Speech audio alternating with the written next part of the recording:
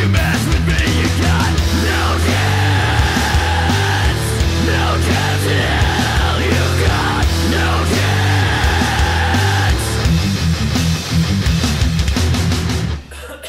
Hello, welcome to the YouTube channel formerly known as High Spots Incorporated. I'm Dale. And I am Paul.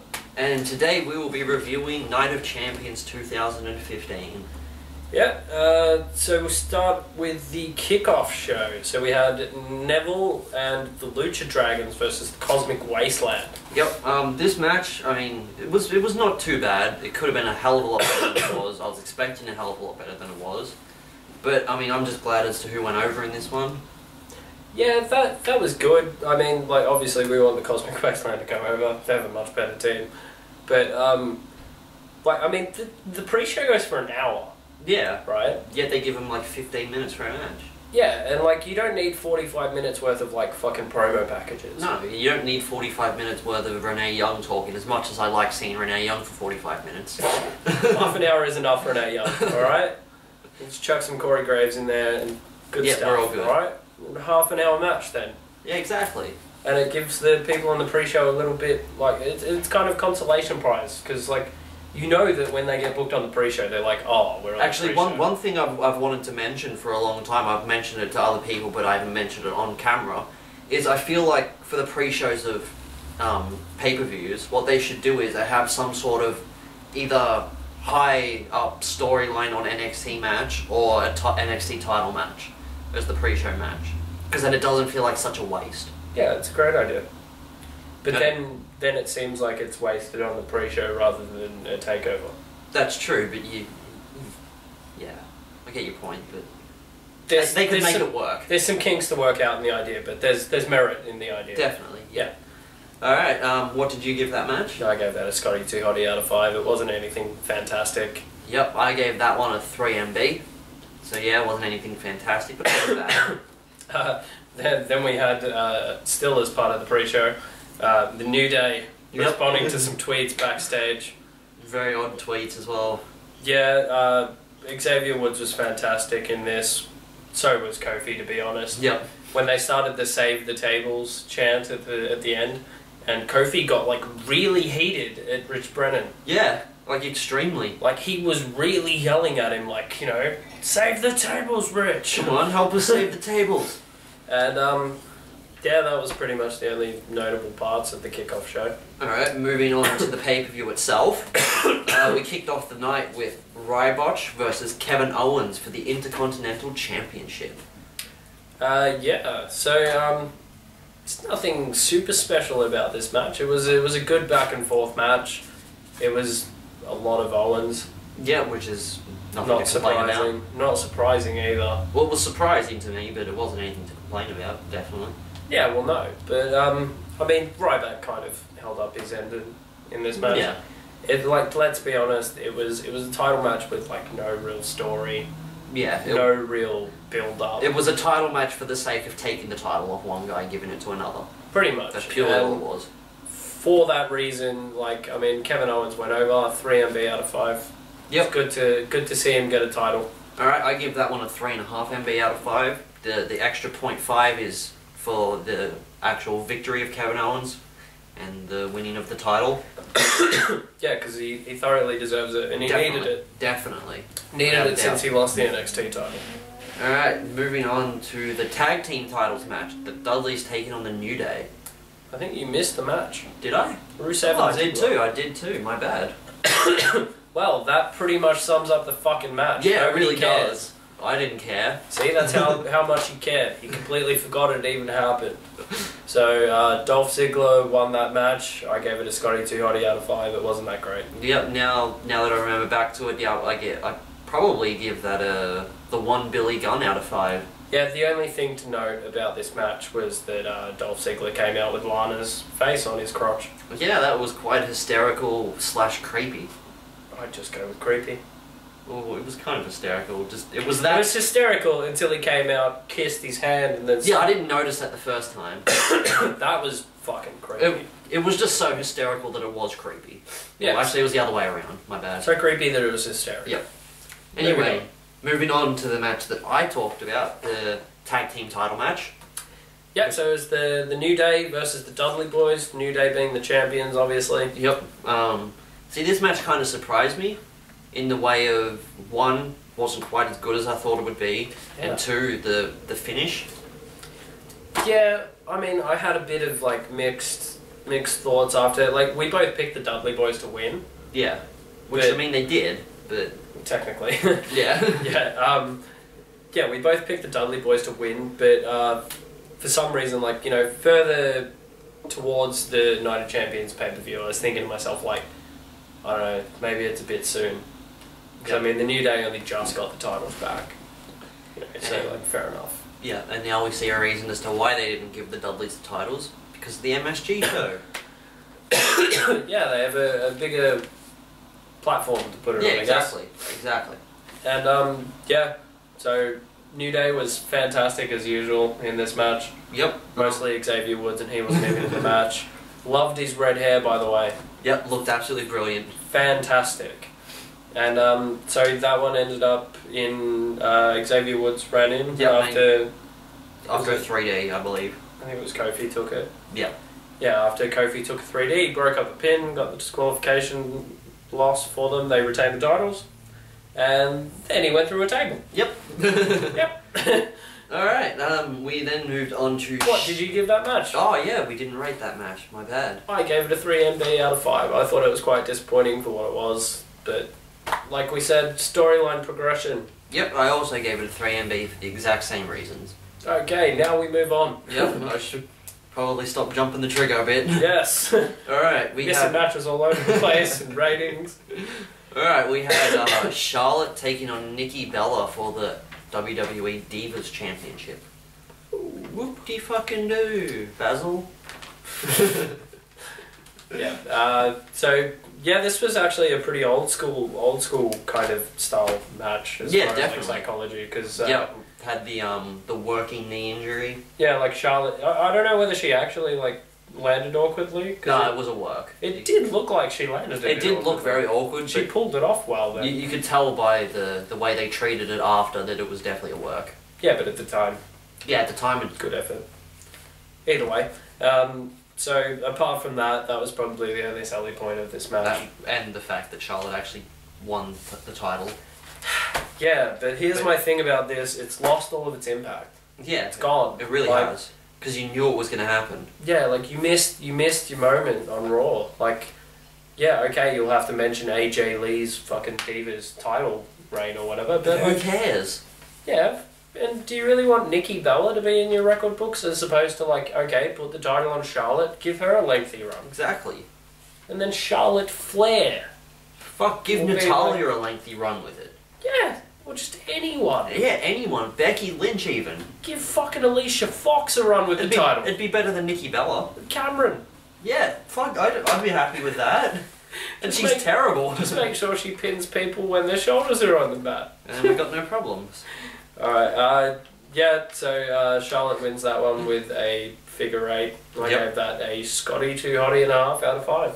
I gave that just a Scotty 2 hottie out of 5. Yep. Considering Charlotte was in the match, should have been a lot better. Yep. We then moved on to the 6-man tag match. The Wyatts versus Brains and their mystery partner, who turned out to be Chris Jericho. Well, I thought it was the guy who ran into the ring. What, the Third Shield member? Yeah! By the way, security, get your shit together. Yeah. Oh, I do want to make a note of it. They actually edited that out of the Night of Champions. Yeah, we went replay. and rewatched some of the matches today. And yeah, like literally that was just gone. Went straight to Jericho's entrance.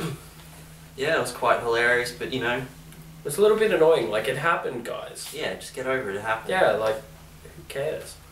Alright, moving on to the match itself. I mean, it was a pretty decent match. Probably one of the better matches of the night. Yeah, I'd probably go that far. But I thought it was pretty underwhelming, honestly, to have Jericho as the third man. Yeah, I definitely agree with that. Like, usually when you hear Jericho, or when Jericho comes out, like, I'll be, yeah, fuck yeah, Jericho. But for me, it was just, I'm like, oh, Jericho, cool, whatever. Yeah, like, I mean, it made a little bit of storyline sense. Like, Yeah, he has feuded with the Wyatts. It made perfect sense, but it was just, yeah, it was very underwhelming and disappointing. Yeah, because like they built it up to be like, oh, who's the mystery partner, and like, oh, it's Jericho. And I mean, I never thought I'd say I'm disappointed by Chris Jericho making a return. No, but that's the thing, is that like he does returns like what, on a 6-monthly basis. Mm-hmm. So it's like, how is it special anymore? Yeah, it's not. It's not special. So, yeah, I gave that a 3.5 MB out of 5. It was a good match, but could have been better. Yep. Glad the Wyatts went over. Yep, I also gave that a 3.5 MB out of 5. One thing I want to mention is I feel Jericho should have sold the whatever that choke is called that Braun Strowman does a little bit better, in the way of it took him too long to choke Jericho out. Like, I mean, if you can choke Randy Orton, Roman Reigns and Dean Ambrose out in like 5 seconds, why should it take Chris Jericho 30 seconds? It just doesn't make sense to me. He's Y2J, baby! Yeah, but besides for that, pretty solid match. Yeah, Braun Strowman looked like fucking No great. shit. So, mission accomplished. Still a little bit green, but damn, he's good. Yeah, but it was good considering he's green. Yeah, no shit. Then there was a promo package for October. Oh my god. Or we should call it Brocktober. Go to Hell tour. Yeah, the Go to Hell tour, which is like the worst name for it. It really is. But anyway, the big thing to come out of that promo package is that Undertaker and Brock Lesnar 3, in this era, is going to take place at Hell in a Cell. Undertaker, please, I hope for your sake that you mysteriously go missing before this match happens.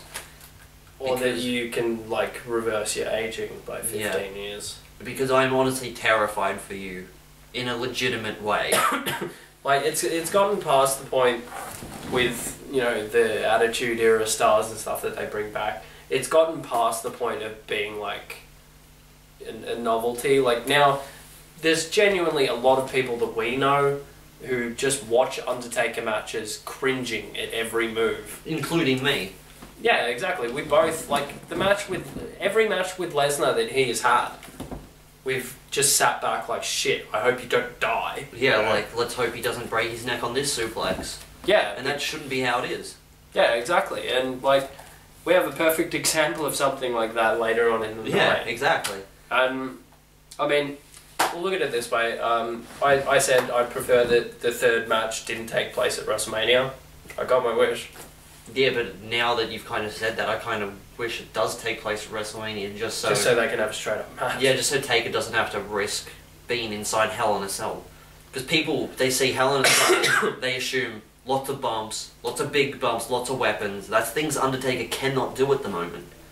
Yeah, unless they play it really, really, really well. Yeah, which I don't see happening. Like, I don't see Brock being able to work light. No, he can't, because it's just not his style. No. You're like telling Sheamus to work light or something. It just doesn't work.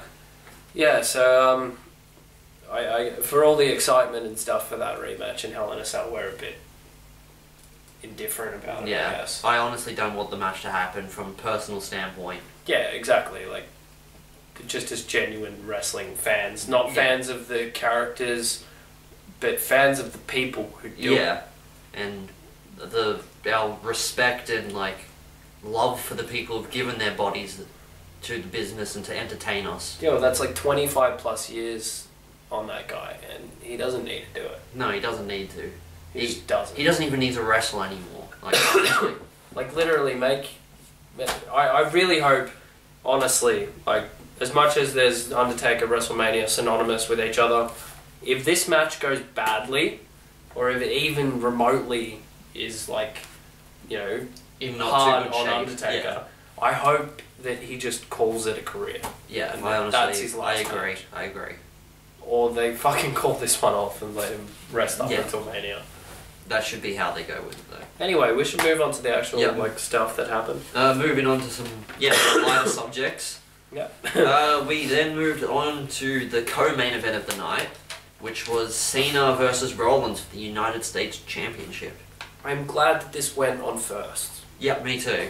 Because that would have been fucking ridiculous. Because they were billing it to be Rollins and Sting that went on before Cena and Rollins. Yeah. Which wouldn't have made no sense whatsoever. It would have devalued the title, would have devalued Sting's appearance, and just shoving Cena down her throat again. So, anyway. So yeah, Cena went over in this one after not a bad match. Yeah, no, it wasn't bad. It was actually a pretty good match. Very solid. Besides for, I don't know, like, my bad, that was Raw that happened on. Well, apart from the finish. Yeah, I was going to say the finish, but then I realised, yeah, that was Raw. No, but the finish was bad either way. That's true, actually. The finish was bad either way. That's He true. went for a frog splash, missed the frog splash, got hit with a leg drop, and then AA'd and lost. Yeah. And Like- then he got AA'd on the outside of the ring. Yeah, like, what was the point of that? I don't understand that. at I all. mean, if anything, it kind of... all it did was just make Rollins look even stronger. Because he came back from that match, an AA on the outside, and then still went on to beat Sting. Yeah, let's make a side note. Kudos to Rollins. Like, Yeah, honestly, Night of Champions proved why he's in the position that he is. exactly. People, they take the storyline and the character way too seriously when it comes to him. Yeah, like, I mean, he's probably easily the most talented person. Roster. Yeah, definitely.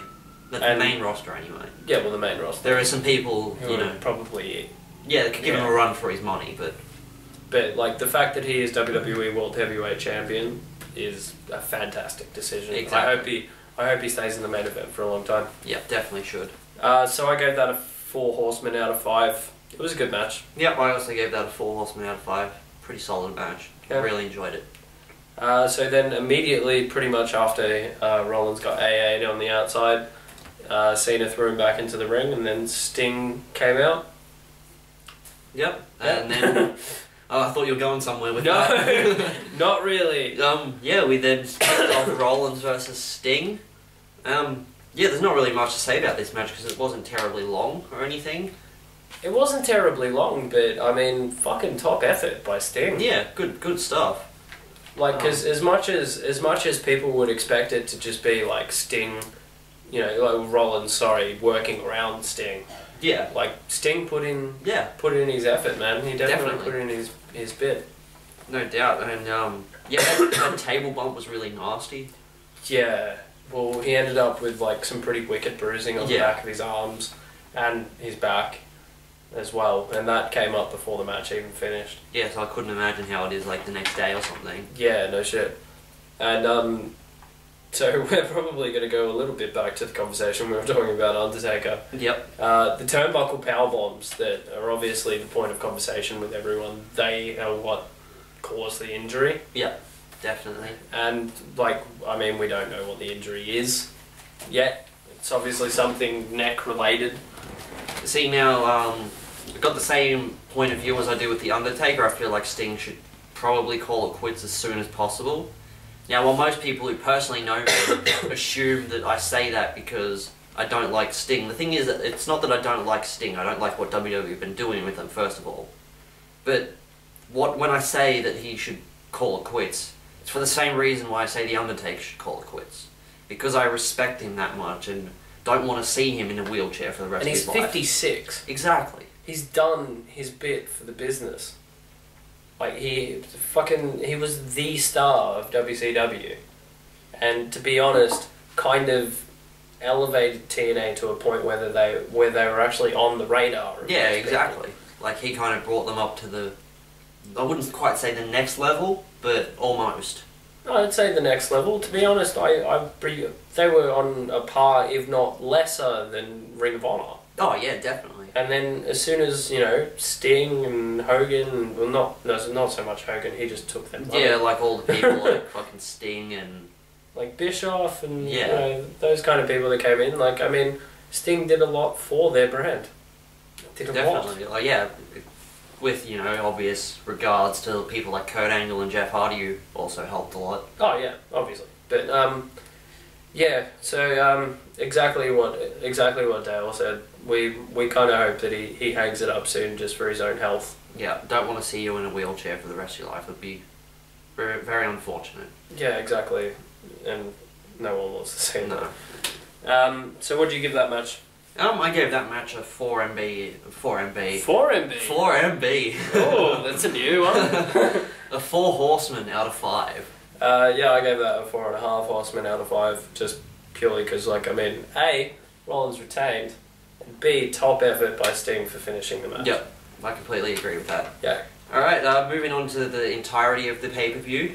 Overall, I gave it a 2.5, or Scotty 2 Hottie and a half out of 5. Yeah, I gave it a Scotty 2 Hottie and a half out of 5 as well. Yeah. Wasn't super solid overall. Yeah, it was a pretty boring pay-per-view in general, to be honest. There was a match or two that was like... Decent. Yeah, they were entertaining. Rollins Sting was probably the most entertaining. Yeah, I'd say that would be match of the night. And that wasn't even like remotely longest or No. the way that the match was booked wasn't even, you know, they weren't intending on it No, being match of the definitely night. But anyway, so that'll wrap it up for our review of Night of Champions 2015. So like, rate, subscribe, leave a comment on what you thought of the pay-per-view, and I guess we will see you next time on the YouTube channel formerly known as High Spots Incorporated for some more videos. So see you guys. See ya. If you mess with me,